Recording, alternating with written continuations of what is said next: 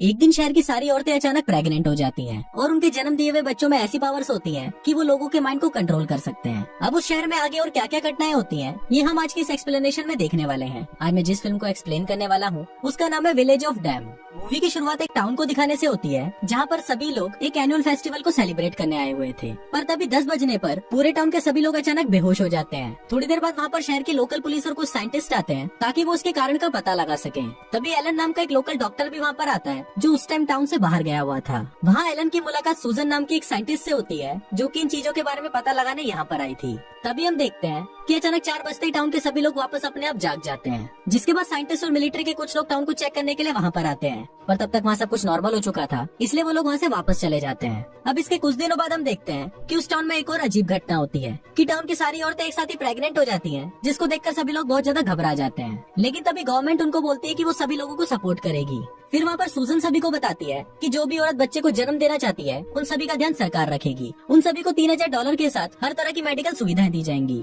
अब ये सभी बातें सुनकर टाउन की सारी औरतें बच्चों को जन्म देने के लिए तैयार हो जाती हैं। अब जैसे जैसे टाइम बीतता जाता है उन सभी प्रेग्नेंट औरतों के लिए प्री डिलीवरी क्लासेस रखी जाती है, और जब डिलीवरी का टाइम आता है तो एक एक करके वो औरतें 5 लड़कों और लड़कियों को जन्म देती हैं। लेकिन उनमें से एक औरत की बच्ची मरी हुई पैदा होती है और सूजन उसकी डेड बॉडी को उठाकर अपने साथ अपने लैब में ले जाती है। अब जैसे जैसे वो बच्चे बड़े होते जा रहे थे तो उन बच्चों का दिमागी विकास नॉर्मल बच्चों से जल्दी हो रहा था। उनमें से कुछ बच्चे तो ऐसे थे जो 2-3 महीनों की उम्र में ही अपना नाम लिख लेते थे। अब ऐसे ही एक दिन बारबरा नाम की एक औरत अपनी बेटी के लिए सूप बना रही थी, पर तभी उसकी बेटी को बहुत ज्यादा गुस्सा आ जाता है क्योंकि वो सूप बहुत ज्यादा गर्म था। फिर वो बच्ची अपनी आंखों से बारबरा को कंट्रोल करने लगती है और तभी बारबरा उस गर्म सूप में अपना हाथ डाल देती है, जिससे उसका पूरा हाथ जल जाता है और तुरंत ही उसे हॉस्पिटल ले जाया जाता है। फिर वहाँ पर डॉक्टर एलन उससे इस बारे में पूछता है तो बारबरा को लगता है कि शायद उस पर कोई यकीन नहीं करेगा, इसलिए वो किसी को कुछ नहीं बताती। अब इस घटना के बाद से ही बारबरा डिप्रेशन में चली जाती है और वो एक पहाड़ से कूदकर आत्महत्या कर लेती है। अब धीरे धीरे टाइम बीतता है और जैसे ही वो बच्चे 7 साल के हो जाते हैं तो वो सभी बच्चे अपनी अपनी जोड़ीदार यानी कि पेयर बना लेते हैं, पर वहाँ पर सिर्फ डेविड ही अकेला होता है क्योंकि उसकी पेयर मरी हुई पैदा हुई थी।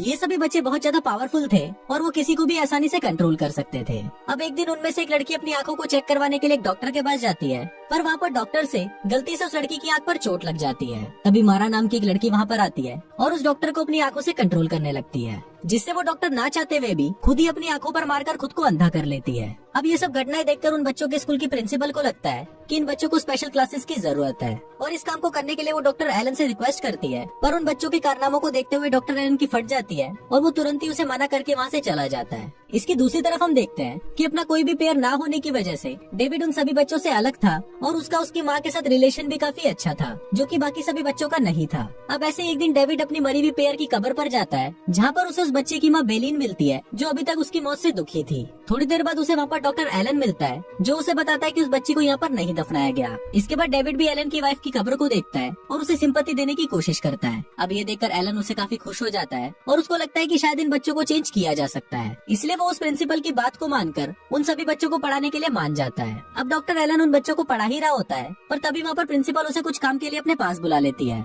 फिर बच्चे वहाँ पर खुद ही किताब को खोलकर पढ़ने लग जाते हैं, लेकिन तभी वहाँ पर नशे की हालत में एक स्कूल का सफाई करने वाला आता है और वो उन सभी बच्चों को गालियाँ देने लगता है। इसी दौरान वो एक बच्चे को झाड़ू से मारने भी लगता है, जिससे सभी बच्चों को लगता है कि वो खतरे में है, इसलिए वो सभी बच्चे उस आदमी को कंट्रोल करने लगते हैं, जिससे वो आदमी पहले तो स्कूल की छत पर चढ़ता है और फिर वहाँ से कूदकर खुद की जान ले लेता है। दूसरी तरफ बच्चे स्कूल छोड़कर वहाँ से चले जाते हैं, जिससे एलन को लगता है कि इन बच्चों में कुछ तो अजीब है। इसके बाद एलन सूजन के पास आता है और उसे बताता है कि उसे लग रहा है कि जो भी टाउन में अजीब चीजें हो रही हैं, उन सभी के पीछे वो बच्चे हैं, क्योंकि उन बच्चों के पैदा होने के साथ ही टाउन के बाहर 30 लोगों ने आत्महत्या कर ली। इसके बाद सूजन एलन को बताती है कि ये सभी चीजें शहर के अलग अलग टाउन में हो रही है, जहाँ पर टाउन के सभी लोग अचानक बेहोश हो गए और जब वो उठे तो टाउन की सभी औरतें प्रेग्नेंट हो गई। सूजन उसको ये भी बताती है कि वो सभी बच्चे एलियन हैं और इसको प्रूफ करने के लिए वो एलन को अपने लैब में ले जाती है, जहाँ पर वो उस मरी हुई बच्ची को लेकर आई थी। फिर जब एलन उस बच्ची को देखता है तो वो शॉक्ड हो जाता है क्योंकि वो बच्ची बिल्कुल एलियन की तरह दिख रही थी। इसके बाद एलन अपने घर जाता है जहाँ पर उसकी बेटी मारा उसे धमकी देती है कि वो उसे उसके दोस्तों से अलग ना करे, और अगर उसने ऐसा किया तो चीजें बहुत ज्यादा बुरी हो सकती है। इसके साथ ही वो एलन को ये भी बताती है कि वो और उसके दोस्त पास ही बने एक शेल्टर में रहने जा रहे हैं और वो सभी मिलकर उस शेल्टर में रहने के लिए चले जाते हैं, पर वहाँ पर डेविड का मन उनके साथ जाने का नहीं था। डेविड की मॉम उसे रोकने की कोशिश भी करती है, पर डेविड फिर भी उनके साथ रहने चला जाता है। अब अगले दिन टाउन का एक आदमी अपनी बेटी को वहाँ पर लेने आता है और वो उसको अपने साथ ले जाने की कोशिश भी करता है, पर बाकी के बच्चे उसको अपनी पावर से कंट्रोल कर लेते हैं, जिस वजह से वो आदमी अपनी ही कार को एक पेट्रोल टैंक के अंदर घुसा देता है, जिससे वहाँ पर धमाका होता है और उस आदमी की वहीं मौत हो जाती है। दूसरी तरफ सूजन एलन को बता रही होती है कि सरकार ने इन एलियन के बच्चों को खत्म करने का प्लान बनाया है, इसलिए मिलिट्री इस काम को करने के लिए जल्दी ही इस टाउन में आने वाली है। अब ये सुनकर एलन को उन बच्चों पर तरस आने लगता है और वो उन बच्चों से बात करने के लिए उस शेल्टर में आ जाता है। पर वहाँ पर उन बच्चों से बात करने पर एलन को भी समझ आ जाता है कि अगर ये लोग जिंदा रहे तो पूरे टाउन पर जल्दी ही एक बहुत बड़ी मुसीबत आ जाएगी। अब ये सब सोचते वक्त एलन अपना ध्यान समुद्र की तरफ रखता है, जिससे कोई भी उसका माइंड पढ़ ना सके। अब अगले दिन जब मारा डेविड से बात कर रही होती है, तभी एक आदमी आकर उन्हें बंदूक से मारने की कोशिश करता है, लेकिन तभी उसे ऐसा करते हुए कुछ बच्चे देख लेते हैं और वो उसे कंट्रोल कर उसकी खोपड़ी उड़वा देते हैं। अब उस आदमी की मौत की खबर सुनकर टाउन के सभी लोग भड़क गए थे और वो उन सभी को आग लगाने के लिए निकल जाते हैं, लेकिन तभी वो बच्चे उनको रास्ते में ही मिल जाते हैं, जिसको देखकर एक औरत उन्हें गालियाँ देना शुरू कर देती है। पर तभी वो बच्चे उसे भी कंट्रोल कर लेते हैं, जिससे वो औरत खुद को ही आग लगा लेती है और खुद को जला देती है। दूसरी तरफ सूजन मिलिट्री के आने से पहले ही अपना ऑफिस खाली कर रही होती है, पर तभी वहाँ पर वो 3 बच्चे आ जाते हैं और वो सूजन को भी कंट्रोल कर उसे मार डालते हैं। इसके बाद हम एलन को देखते हैं जो अपनी कार में डायनामाइट रखकर शेल्टर की तरफ निकल रहा होता है। वहीं मिलिट्री भी उस टाउन में आ जाती है और वो उन बच्चों को मारने की कोशिश करती है, पर तभी वो सभी बच्चे मिलिट्री के लोगों को भी कंट्रोल कर लेते हैं, जिस वजह से वो लोग एक दूसरे पर ही गोलियां चलाकर खुद को मार लेते हैं। थोड़ी देर बाद एलन भी वहाँ पर आ जाता है और वो उन बच्चों को पढ़ाने के बहाने उनके शेल्टर में वो डायनामाइट से भरा हुआ सूटकेस ले जाता है, ताकि वो इन सभी एलियन के बच्चों को खत्म कर सके। एलन को ये भी पता था कि उनमें से डेविड सबसे अलग है, इसलिए वो डेविड को उसके कार में से बुक लाने के लिए बाहर भेज देता है।